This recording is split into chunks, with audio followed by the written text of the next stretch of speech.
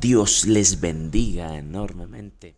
La gloria y la honra sea para Dios. Doy de gracia lo que por gracia se he recibido. Este es mi último video de 10 minutos hasta nueva orden de Dios, del Padre. Me voy a tomar un tiempo de 23 días para ir al monte. Lo comento para que lo tengamos en cuenta. Voy a estar desaparecido por estos 23 días para ingresar a la presencia de Dios. ¿Por qué? Porque cuando se necesita respuesta hay que doblar rodilla. Cuando se necesita dirección hay que doblar rodilla. Cuando se necesitan cambios hay que doblar rodilla. Antes quiero comentar que ese doblar rodilla va de la mano con leer la palabra. Te invito a que la leas completamente. Cuando lees la palabra, te vas a topar con el autor del libro, el Espíritu Santo. Y Él está ansioso, te desea con ansias y con desespero para tener una comunión contigo. Sin embargo, hay que tener varias cosas en cuenta a la hora de leer. ¿Cuáles son esas cosas? Hay que orar primero. Y te aconsejo que sea de 1 hora en adelante. Hay que tener también en cuenta la ortografía, quiere decir los signos de puntuación cuando estás leyendo. Miremos algunos ejemplos. La Biblia en Efesios capítulo 4 versículo 11 nos dice: y Él, se refiere a Jesús, mismo constituyó a unos apóstoles. Ahí en apóstoles hay un punto y coma. A otros profetas, punto y coma. A otros evangelistas, punto y coma. A otros pastores y maestros. Tengamos en cuenta el punto y la coma. Miremos qué nos dice el punto y coma. ¿Para qué sirve el punto y coma? Para separar oraciones sintácticamente independiente entre las que existe una estrecha relación semántica. En otras palabras, apóstoles es un ministerio aparte de profetas. Lo mismo son aparte evangelistas, y otro ministerio son pastores y maestros. Son ministerios separados, pero que llevan a coexistir y a ser el cuerpo de Cristo. Estoy 100% seguro que el ministerio de profetas es un ministerio misionero. Dios se encargará de proveer para la buena obra. Y vamos a hablar algo muy importante sobre los apóstoles, porque la misma palabra nos da a entender con la ortografía y con otros textos significados que Dios desea que cada uno de nosotros tengamos. Miremos otro ejemplo de ortografía. Vámonos para Hechos capítulo 2, la venida del Espíritu Santo. En este texto podemos encontrar varios y, la palabra y. Esta palabra es muy interesante. Podemos ver más abajo que después nos dice: y en los postreros días, dice Dios. Miramos que aquí también está esa palabra y. Ahora busquemos el significado de y. El significado es el siguiente: así como también, así también, como, igual que, lo mismo que. O sea, son conectores que dan un significado que no te está diciendo la palabra, pero que te da a entender eso. Entonces, aquí arriba nos dice idea de repetición. Si nos vamos nosotros a la palabra y vemos un y, esto nos da a entender que en el día de Pentecostés apareció el Espíritu Santo, pero en los postreros días, dice Dios, y como hay un "y", significa que es de repetición, quiere decir que es igual al comienzo, o sea, si pasó en el día de Pentecostés, también ese "y" nos da a entender que va a pasar en los postreros días.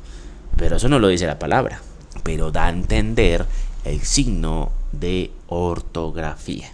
Ahora, miremos otro signo de ortografía. Los signos de exclamación, ¿para qué se utiliza? O los signos de admiración. Queda como tarea. Los signos de admiración, también conocidos como signos de exclamación, se utilizan para expresar emociones y sentimientos como sorpresa. Entonces, cada vez que veas este signo, vea el contexto, vea lo que dice el texto y mira qué emoción está expresando como tal el autor. Si es "estoy muy feliz" o si dice "qué susto". En ese momento vemos la gran importancia de los signos de puntuación. Pero hay cosas también importantes en la Biblia para tener en cuenta. En algunas Biblias, al final de algunos versículos, hay algunos textos que retoman a otros. Eso quiere decir que cuando tú lees uno, es necesario que vayas al otro. Pero la finalidad del texto no es decirte que está repetido. Lo que quiere informarte es que debes unir todos los textos similares que hablan del mismo tema. ¿Por qué? Esa es la forma que el Espíritu Santo revela a sus hijos. Y debes de examinar detalladamente cada contexto, porque en cada texto bíblico hay palabras nuevas. Y eso lo conocemos como rompecabezas. Tener varios textos que hablen de lo mismo y unir todo ese contexto. Vamos a dar un ejemplo y lo podemos ver en Mateo 24. Jesús predice la destrucción del templo. Este texto bíblico te retoma también a Marcos y a Lucas. Entonces coge todos esos textos y mira la revelación del Espíritu Santo. Válido. Lo mismo te invito a que hagas con palabras. ¿Cómo así? Si ves en el texto bíblico una palabra clave como juicio, busca en toda la palabra en la Biblia, desde Génesis hasta Apocalipsis, investiga el contexto para esa palabra, para que veas lo que Dios quiere decir y a lo que Dios le llama juicio. Entonces, como te comentaba antes, vamos a mostrar un ejemplo sobre que en la palabra hay cosas que no están escritas, pero que dan a entender algo de parte de Dios. Ojo con esto. Hay cosas que no están escritas en la palabra, pero que la Biblia nos da a entender varios significados o un contexto.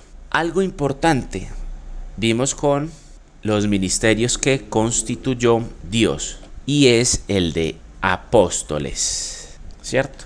Entonces vámonos a Primera de Corintios capítulo 9 versículo 1. Aquí es muy interesante. Dice los derechos de un apóstol. Se hacen varias preguntas.